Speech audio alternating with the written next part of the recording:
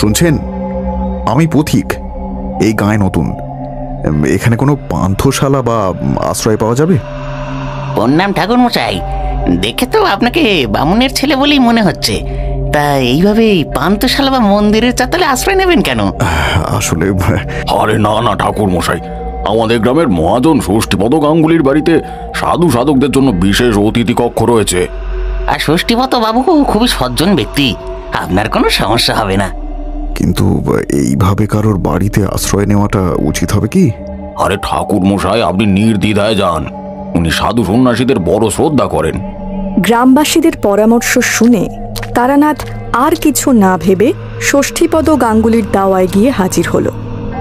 বাড়ির চাকর রাম তারানাথের লাল বসন আর সৌমাকান্তি চেহারা দেখে সম্ভ্রম করলেও একটু কৌতূহলী হয়ে জিজ্ঞেস করল, আপনারা তো ঠিক চিনতে পারলাম না, আপনি? আমি তারানাথ চক্রবর্তী। আমি একজন পথিক। গ্রামের লোকেরা বলল এখানে এক রাতের আশ্রয় পাওয়া যাবে, তাই এসেছিলাম। ও বামুন ঠাকুর যে, আসুন ঠাকুর মশাই, আসুন আসুন, নিশ্চয়ই আশ্রয় পাওয়া যাবে। আসলে কর্তা বাবু একটু ব্যস্ত আছেন, বুঝলেন কি না? আপনি আমার সঙ্গে আসুন, বামুন ঠাকুরের পায়ে ধুলো পড়লো, কি সৌভাগ্য আমার। ধন্যবাদ, অনেক ধন্যবাদ, কিন্তু তোমাকে এত ব্যস্ত হতে হবে না। যত সামান্য ব্যবস্থা হলেই আমার চলবে। হলো অতিথি কক্ষ, বুঝলেন? আপনি এইটাই বিশ্রাম করুন ঠাকুর মশাই, আমি আপনার খাবারের ব্যবস্থা করি। না না, আচ্ছা তোমার নামটা কি? আমার নাম রাম ঠাকুর মশাই।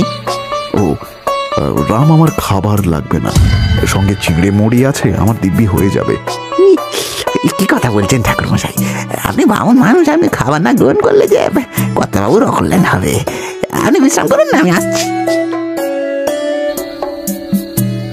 কর্তাবাবু, আপনি এসে পড়েছেন? হ্যাঁ, এই রাম, ওই ঘরটা খোলা কেন রে? কেউ এসেছে নাকি? হ্যাঁ কর্তা, একজন সাধু এসেছেন। আসলে রাতের জন্য উনি আশ্রয় খুঁজছিলেন একটু। কে? ও আশ্রয় খুঁজলো আর তুই আশ্রয় দিয়ে দিলি? ওরে বুড়বাক, বলি তোর কি কোনো কাণ্ড জ্ঞান নেই? অত বড় কাণ্ড ঘটে গেল আর তারপরেও তুই বিদায় কর, এক্ষুনি বিদায় কর। কর্তাবাবু, দয়া করে একটু আস্তে কথা বলুন, ঠাকুর মশাই ঘরে রয়েছেন, শুনতে পেলে সর্বনাশ হবে। সর্বনাশ যা হবার হয়ে গেছে রাম, আর আর তাই ওই সাধুতান্ত্রিকদেরকে আমি সহ্য করতে পারি না। তুই এক্ষুনি ওকে বিদায় কর। কর্তা, আমি আপনার কাছে হাত জোর করছি, এমন অনুরোধ করবেন না। উনি আর ৫টা সাধুর মতো নয়, সত্যি বলছি। দেখ রাম, আমি এমনিতেই খুব অশান্তিতে আছি। এই পরোপকার করতে গিয়ে অনেক বড় মাসুল চুকিয়েছি আমি আর পাচ্ছি না। কিন্তু অতিথিকে আশ্রয় দিয়ে এইভাবে তাড়িয়ে দিলে তো গৃহস্থের অকল্যাণ হবে। অকল্যাণ হতে আর বাকি আছে রাম। যাই হোক, যখন আশ্রয় দিয়েছিস তখন ঠিক আছে, আজকে রাতটা থাক, তবে কাল ভোরের আলো ফোটার আগে ওকে বিদায় করবি বলে দিলাম। ষষ্ঠীপদ রাগে গজগজ করতে করতে চলে গেলে রাম ভালো করে চারপাশটা দেখে নিল। সে হয়তো নিশ্চিত করার চেষ্টা করছিল যে তারানাথ তার মালিকের কথাগুলো শুনতে পেরে। কিন্তু রাম বুঝতে পারল না যে তারানাথ জানালার আড়াল থেকে সবটা শুনেছে। একটু পরে রাম একটা রেকাবি ভর্তি করে খাবার নিয়ে এসে বলল, ঠাকুর মশাই প্রণাম, এইটুকু খেয়ে নিন। না রাম, তুমি ওই খাবার নিয়ে যাও, আমি কিচ্ছু খাবো না। কেন ঠাকুর মশাই, আপনি কি কর্তাবাবুর কথা শুনতে পেয়েছেন? ও কিছু মনে করবেন না, ও কথা একটু চিন্তায় আছেন তো, তাই জন্য এরকম বলছেন। আসলে মানুষটার মতন অতিথি সেবা কেউ করতে পারেন না, বুঝলেন তো। না রাম, আমি নিজের কানে সবটা শুনেছি। আজ পর্যন্ত আমি অনেক গৃহস্থের বাড়িতে আশ্রয় নিয়েছি, কিন্তু কখনো এতটা অপমানিত হইনি। নেহাত গৃহস্থের অকল্যাণ হবে তাই আমি আজকের রাতটা থাকছি, নইলে এখানে এক মুহূর্তও থাকতাম না। না ঠাকুর মশাই, না, অমন অনর্থ করবেন না। এই কর্তা মশাই বড় বিপদে রয়েছেন, তাই এমন কথা বলেছেন। দয়া করে আপনি খেয়ে নিন। না রাম, না না না না না, আমি এই খাবার কিছুতেই গ্রহণ করতে পারবো না যতক্ষণ না তুমি আমাকে বলবে যে কি হয়েছে, কি এমন ঘটনা ঘটেছে এই বাড়িতে। সে এক ভয়ানক ঘটনা ঠাকুরমশাই। বলতে গেলে এখন আমার গায়ে কাঁটা দেয়। কি কক্ষণে যে সেদিন আমি ওনাকে ঘরে ঢুকিয়েছিলাম, এত বড় বিপদ ঘটতই না। কেন, কি ঘটনা ঘটেছিল খুলে বলো দেখি। আমাদের কুত্তা বাবু বরাবর খুব অতিথি সেবা করে, বুঝলেন। সাধু সন্ন্যাসী সাধিকা সকলকে তিনি অতি খাতির করে আশ্রয় দেন। তো সেদিন ছিল কৃষ্ণপক্ষের অমাবস্যা। সকাল হতেই বৃষ্টি হচ্ছিল। হঠাৎ বিকেলবেলা এক সাধু এসে হাজির হলেন। এই টকটকে লাল বসন, মাথায় জটা, চোখে তীক্ষ্ণ দৃষ্টি। সে আশ্রয় চাইলে আমি তাকে সসম্মানে অতিথি কক্ষে বিশ্রাম করতে বলি, কিন্তু সাধুর চোখের চাউনি আমার কেমন যেন সুবিধের ঠেক ছিল না। বাবা, আপনি এখানে বিশ্রাম করুন, আমি খাবারের ব্যবস্থা করি। হ্যাঁ, আমার জন্য উৎকৃষ্ট খাবারের জোগাড় করিস। হ্যাঁ, আর হ্যাঁ, তামাকটা দিয়ে যেতে ভুলিস না। যা। কি মানে তামাক? এই বাড়িতে তো কেউ নেশা টেশা করে না, বুঝলেন তো। মানে সেটা তো আমার জানার বিষয় নয়।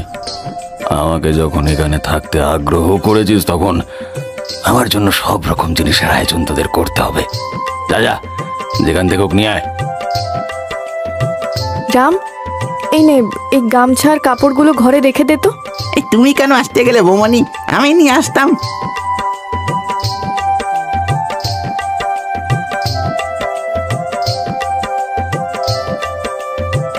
প্রণাম বাবা। সুখী হও, সৌভাগ্যবতী হও।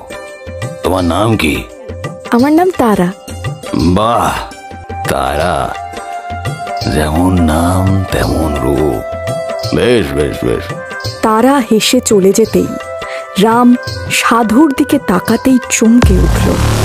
দেখল সাধু তারার দিকে এক দৃষ্টিতে তাকিয়ে রয়েছে, আর সেই দৃষ্টিতে রয়েছে লালসা আর লোভ। তারা চলে যেতেই সাধু সেইভাবেই তাকিয়ে বলল, এটাকে গিন্নি বুঝি? আগে না করতে বাবুর বৌমা উনি, আমাদের বৌমনি। কেন বলেন তো? না, এমনি। তুই যা, তামাক নিয়ে আয়।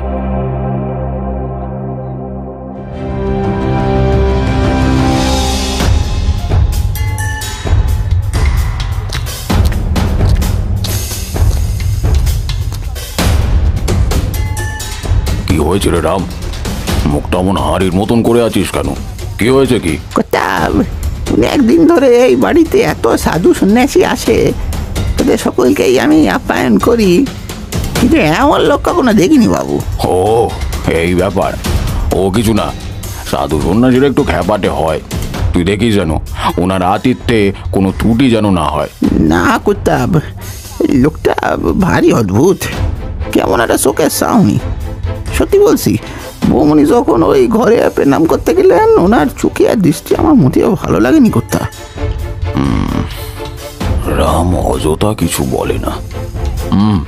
আচ্ছা বেশ, তুই যা, আজকের মতো উনি থাকুক, সকাল সকাল ঠিক চলে যাবে, দেখবি। আচ্ছা কুত্তা। এই সাধুকে রাতে খাবার দিয়ে আমরা সকলে যে যার মতন খেয়ে দিয়ে শুয়ে পড়লাম।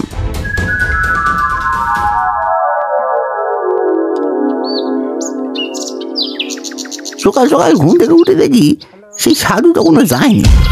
আগে সাধু সন্ন্যাসীরা যতবার বাড়িতে আশ্রয় নিয়েছে দেখেছি ভোরের আলো ফোটার আগেই চলে যায়, কিন্তু এবার সেটা না হওয়ায় আরো বিরক্ত হলাম। কুত্তাবাবুকে জানাতে তিনি বললেন, আরে হয়তো ওনার এখনো আরো দিন দুয়েক সেবা নেওয়ার ইচ্ছা হয়েছে, হতেই তো পারে। না না না কুত্তা, আমার ভালো লাগছে না, আপনি আবার গিয়ে দেখবেন, চলুন।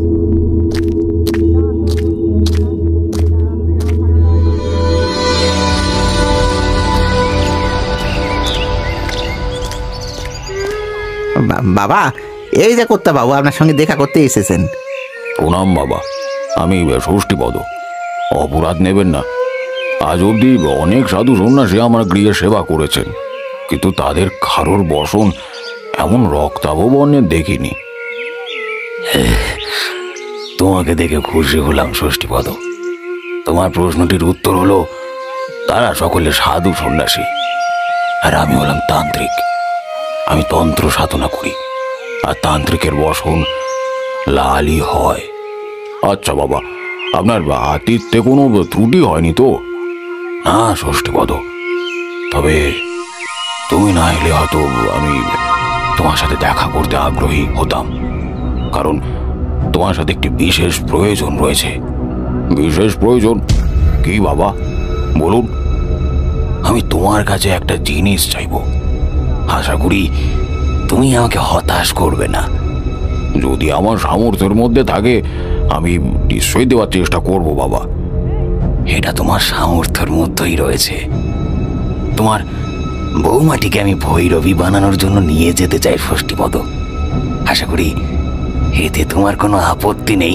চুপ, একদম চুপ, ভণ্ডতান্ত্রিক।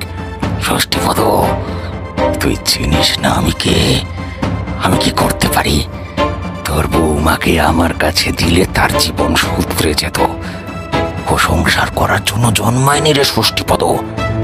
চুপ কর তান্ত্রিক। ওই মেয়ে আমার পুত্রবধূ নয়, ও আমার মেয়ে। ছেলে মরার পর থেকে ওই আমাদের আগলে রেখেছে সকলকে, তাই বেঁচে থাকতে আমি ওর কোনো অনিষ্ট হতে দেব না। রাখতে পারবি না, তুই ওই মেয়েকে রাখতে পারবি না ষষ্ঠী। আমি তোকে ভালোভাবে বলেছিলাম, তুই ভালো মনে ওকে দান করলে শুধু ওই মেয়ে নয়, তোর পুরো গোষ্ঠী উদ্ধার হতো। কিন্তু না, তুই করলি না। তান্ত্রিক, তুই বেরিয়ে যা, এক্ষুনি চোখের সামনে থেকে বেরিয়ে যা। নইলে যদি লাঠিয়াল দিয়ে মেরে তোকে বাড়ি থেকে বের করি, সেটা তোর জন্য সম্মানের হবে না, আর আমার জন্য না। রাম, ওকে দূর করে দে। ষষ্ঠী, এই অপমানের প্রতিশোধ আমি নেব ষষ্ঠী। ওই মেয়েকে তুই রাখতে পারবি না, কখনো না। তো সর্বনাশ হবে, সর্বনাশ। ওই ঘটনার পর থেকে এই বাড়িতে নানান ধরনের ঘটনা ঘটতে শুরু করে। কখনো গোয়ালের গরুর মৃত্যু, কখনো ফলন্ত গাছ ভেঙে পড়া। যদিও কর্তাবাবু এসবে একটুও ভয় পাননি, বরং তিনি বৌমণিকে আরও আগলে আগলে রাখতেন। তো সেদিন গৃহ শান্তির জন্য কর্তাবাবু গিন্নিমা বৌমণিকে নিয়ে দূর গ্রামে এক মা কালী মন্দিরে পুজো দেওয়ার জন্য যাচ্ছিলেন। আমিও সঙ্গেই ছিলাম। গরুর গাড়ি যখন মাঠঘাট নদী নালা পেরিয়ে এক খোলা প্রান্তরে পড়লো। বাবারে, ঈশান কোণে কেমন মেঘ উঠেছে, মনে হয় ঝড় বৃষ্টি হবে। এই শীতের সময় ঝড় বৃষ্টি, একটু অবাক লাগছে না? তার উপরে এই ফাঁকা প্রান্তর, যদি ঝড় ওঠে আমরা কোথায় গিয়ে দাঁড়াবো বলুন তো? আরে তোমরা অত চিন্তা করো না। কিন্তু কর্তাবাবুর কথা সত্যি হলো না। কিছুক্ষণের মধ্যে ওই মেঘগুলো যেন দৈত্যের মতো এগিয়ে এসে আমাদেরকে ঘিরে ধরলো।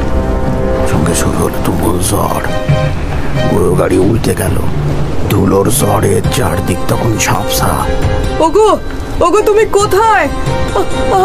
বৌমা, বৌমা, কাউকেই তো দেখতে পাচ্ছি না। কথা গিন্নিমা, প্রচন্ড ঝড় শুরু হয়েছে। এ মা কালী, এ কি পরীক্ষা তোমার মা? ও কি ঝড়! এই সর প্রাণে বাঁচবো ভাবিনি, কিন্তু কিন্তু বাকিরা গেল কোথায়? গিন্নি, বৌমা, রাম। কর্তাবাবু, আমি এখানে এখানে। কর্তাবাবু, আপনি ঠিক আছেন তো? গিন্নিমা, বৌমনি? হ্যাঁ, আমি ঠিক আছি রাম, কিন্তু ওরা কোথায়? আমি এখানে।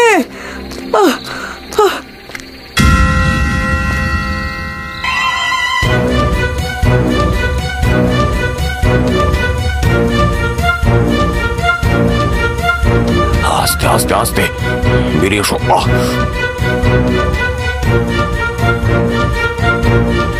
কোথায় লেগেছে বলো? আমি ঠিক আছি। তোমরা ঠিক আছো তো? আর বৌমা কোথায়? সেটাই তো, বৌমার তো কোনো সাড়া পাইনি, গেল কোথায়? কর্তাবাবু, কর্তাবাবু, ওইটা কি? কোথায়?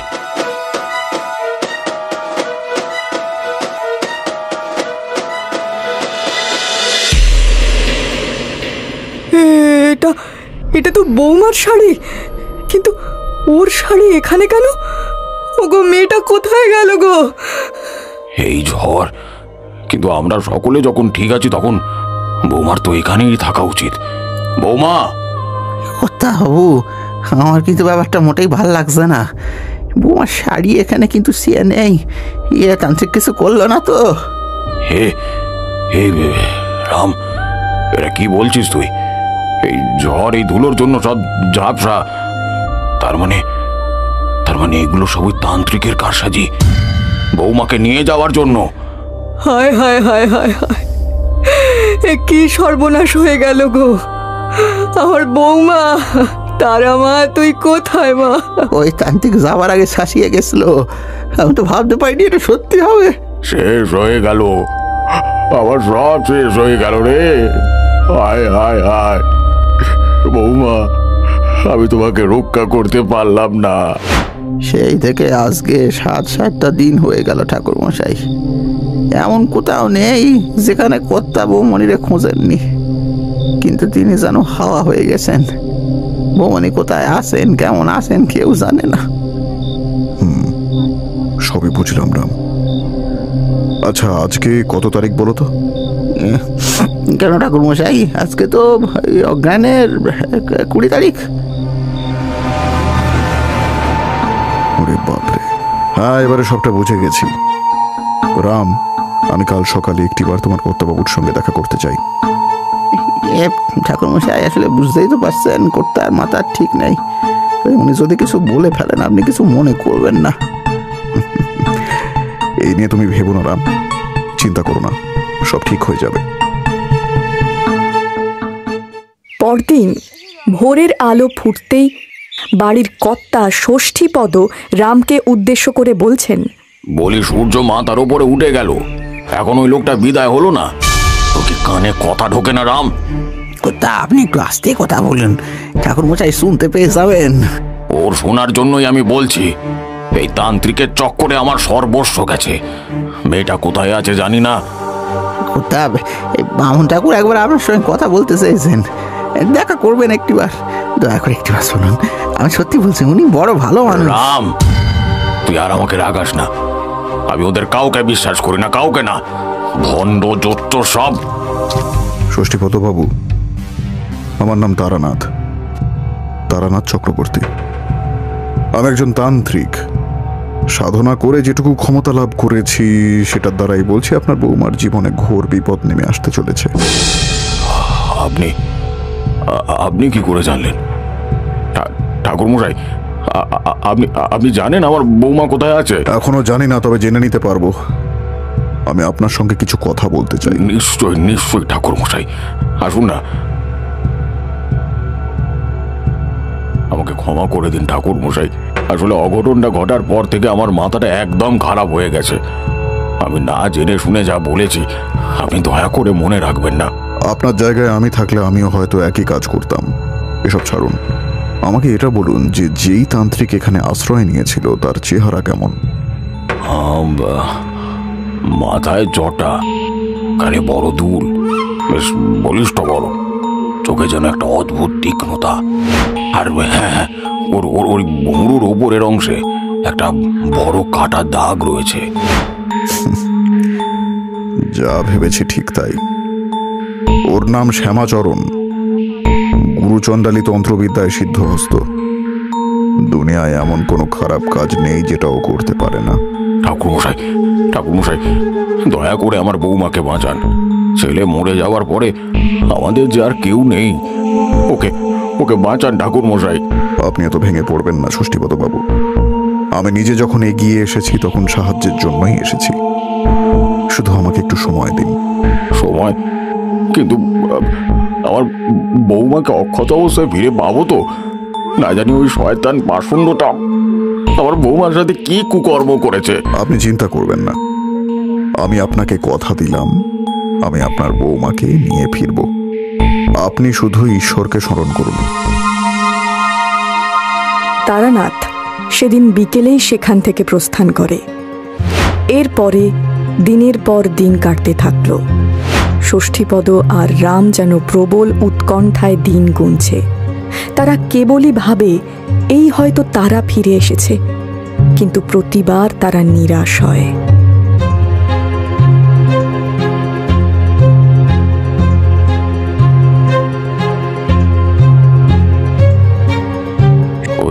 রাম ঠাকুরও বোধহয় পারলেন না গিন্নি।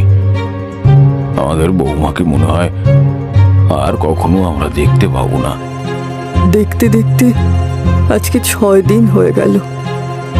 ভগবান বুঝি মুখ ফিরিয়ে নিয়েছেন গো। আমার কথা বলবেন না মা, হয়তো তিনি চেষ্টা করছেন। হ্যাঁ, এত রাতে আবার কে এলো? যা তো রাম, গিয়ে দেখ।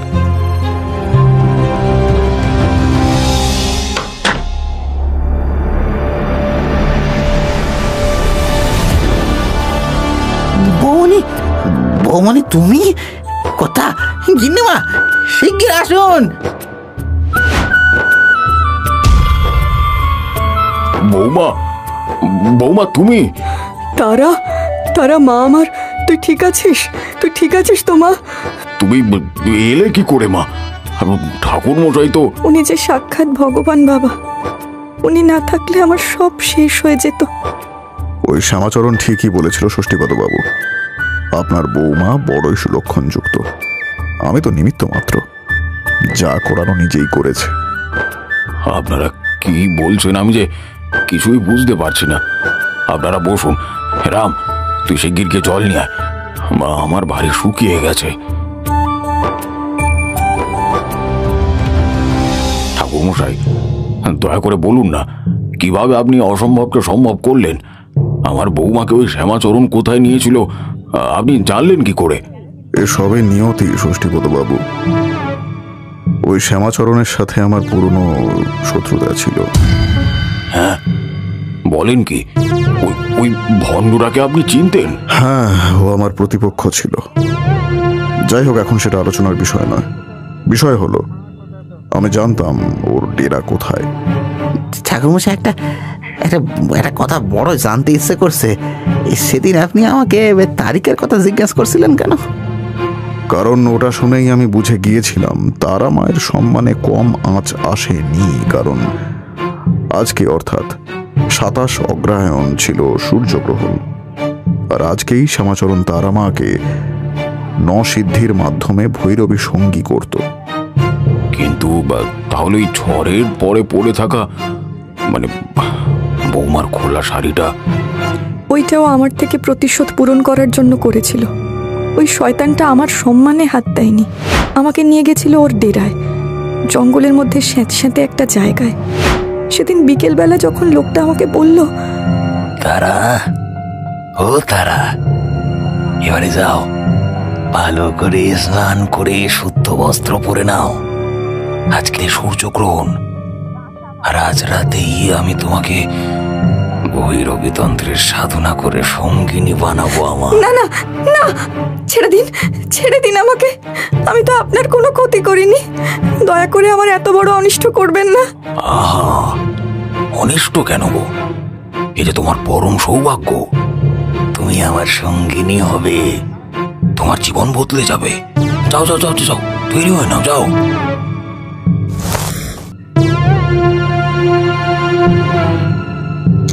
ওম নমো ক্রিং ক্রিং গুরু ফট স্বাহা। ওম নমো নমো গুরু ফট স্বাহা। ঠাকুর আমাকে বাঁচাও, আমাকে বাঁচাও ঠাকুর, আমাকে বাঁচাও।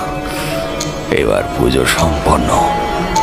এবারে তুমি আর আমি এই আগুনকে সাক্ষী রেখে একে অপরকে ভৈরবী মতে নিজের করে নেব। না, কিছুতেই না, বাঁচাও, কেউ আমাকে বাঁচাও, কেউ আছো?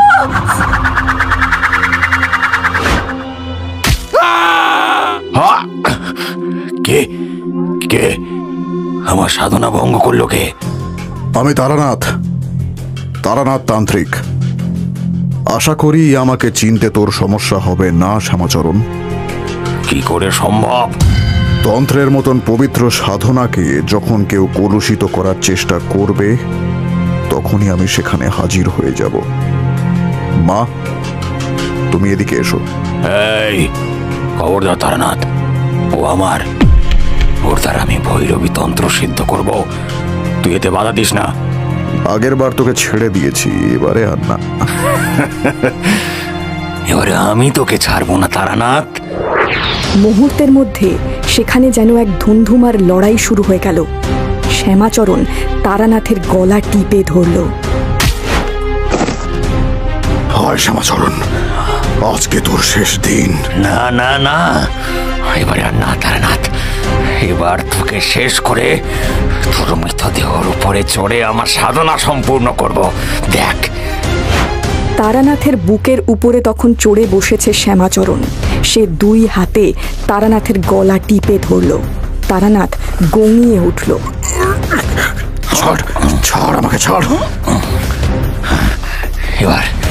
এবার তোর মৃত্যু আসন্ন তারানাথ, এবার তোর মৃত্যু আসন্ন। ততক্ষণে তারানাথ বুঝে গেছে তার জীবনলীলা শেষ। মা মধুসুন্দরী দেবীকে স্মরণ করল সে। ঠিক সেই সময়েই ঘটে গেল একটা অবিশ্বাস্য ঘটনা।